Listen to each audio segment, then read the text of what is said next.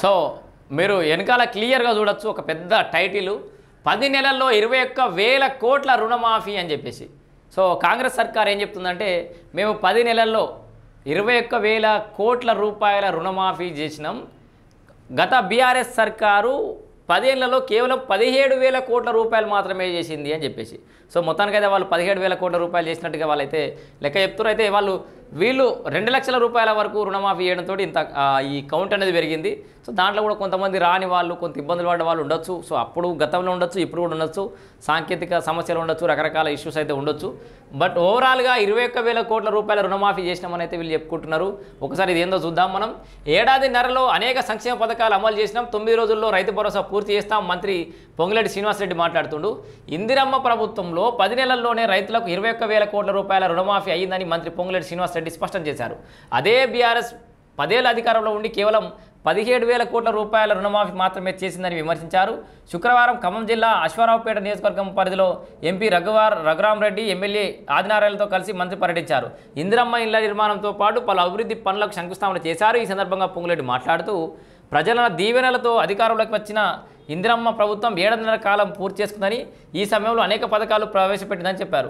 అభివృద్ధి సంక్షేమానికే మేము పెద్దపీట వేసినామని కూడా చెప్తారు. ప్రాధాన్యత ఇందిరమ్మ ప్రభుత్వంలో అభివృద్ధి సంక్షేమానికే మా ప్రాధాన్యత ఉంటుందని, ఆ దిశగా కాంగ్రెస్ సర్కార్ అనేక పథకాలను అయితే ప్రవేశపెట్టిందని మంత్రి గుర్తు చేశారు.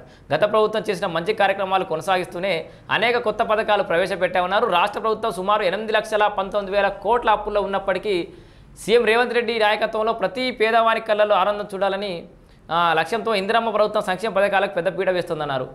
పేదల డబుల్ ఇండ్ల సహకారం కూడా అయిందని చెప్పేసి అంటారు. సో పేదల కళ్ళ కన్నా డబుల్ బెడ్రూమ్ ఇళ్లను గత బీఆర్ఎస్ ప్రభుత్వం 10 ఏళ్ళు కలగానే మార్చిందని, ఆ కళను నేడు ఇందిరమ్మ ప్రభుత్వం రాగానే సాకారం చేస్తుందని చెప్పారు. ఇందిరమ్మ ప్రభుత్వంలో రైతు భరోసా పేరిట అన్నదాతలకు ఎకరాకు 12,000 ఇస్తున్నట్టు తెలిపారు.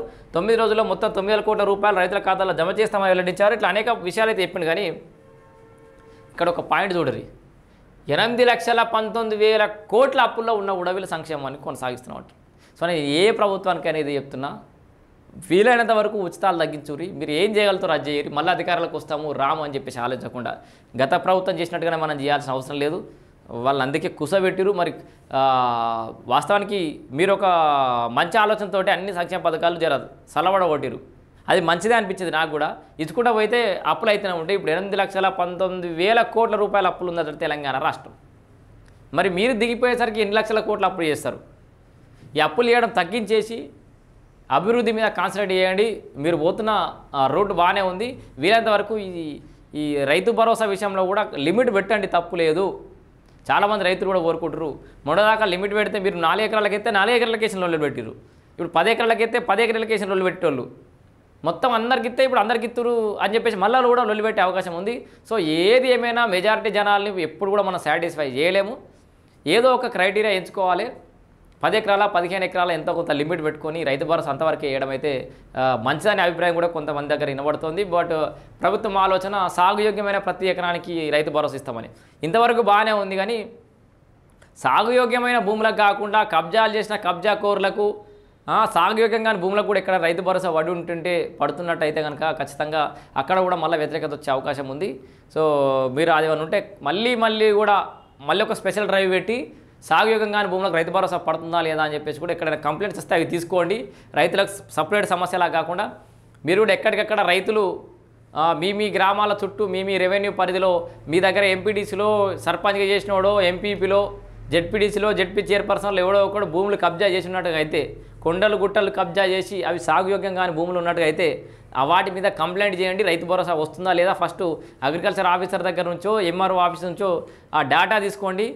పలానా నాయకునికి ఈ సర్వే నెంబర్ సంబంధించి ఏమైనా వస్తుందా రైతు భరోసా, భూమి రికార్డు తొలగించరా లేదని చెప్పేసి.